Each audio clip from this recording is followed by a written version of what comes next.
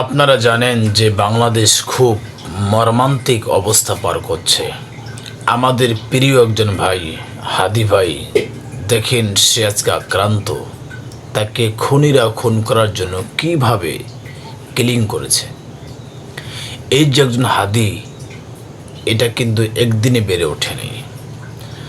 আমাদের সকলের মনে রাখা উচিত যে মানুষ মৃত্যুশীল, মানুষকে মরতে হবে।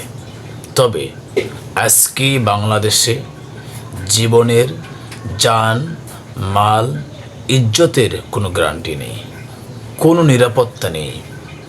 2024 সালের 5 আগস্টের পরে এমন একটি মর্মান্তিক দৃশ্য আমাদেরকে দেখতে হবে যা আমরা কখনো কল্পনাও করতে পারি নাই।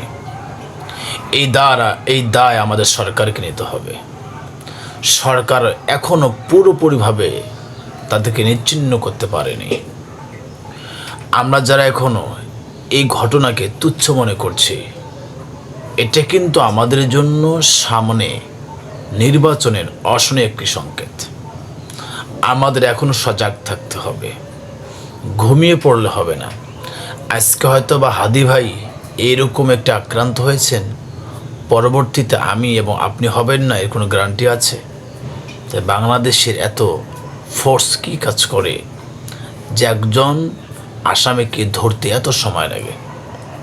আজকে বাংলাদেশের অনেক জায়গায় সিসি ক্যামেরা নেই, অথচ বিভিন্ন দেশে এত সময় লাগে না যে আসামিকে ধরে ফেলতে। আমাদের সজাগ থাকতে হবে, আমাদের বিচক্ষণতার পরিচয় দিতে হবে। যে কোনোভাবেই, যে কোনো মুহূর্তে আমাদের দেশকে অস্থিতিশীলতা করতে পারে, বিশৃঙ্খলার সৃষ্টি করতে পারে, এগুলো আমাদেরকে রুখে দিতে হবে। সামনে যেহেতু নির্বাচন, এই নির্বাচনকে কেন্দ্র করে বিভিন্নভাবে বিভিন্ন সময়ে ঝামেলা সৃষ্টি করতে পারে।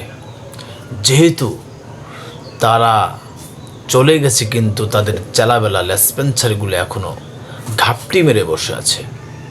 আজকে আমরা খুব ভারাক্রান্ত, খুব মর্মাহত, খুব লজ্জিত যে আমরা 5 আগস্টের পরে আমাদের ভাইকে, সহযোদ্ধা জুলাই যোদ্ধাকে আমরা এইভাবে আক্রান্ত হতে দেখব। আমরা যদি বসে যাই, আমরা যদি ঝিমিয়ে পড়ি, আমরা যদি কথা না বলি, কিন্তু পরবর্তীতে আমাদেরকেও টার্গেট করা যেতে পারে।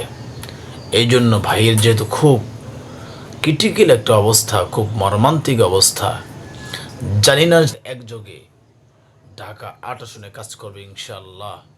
সকলেই প্রার্থনা করুন। ইনকিলাব জিন্দাবাদ।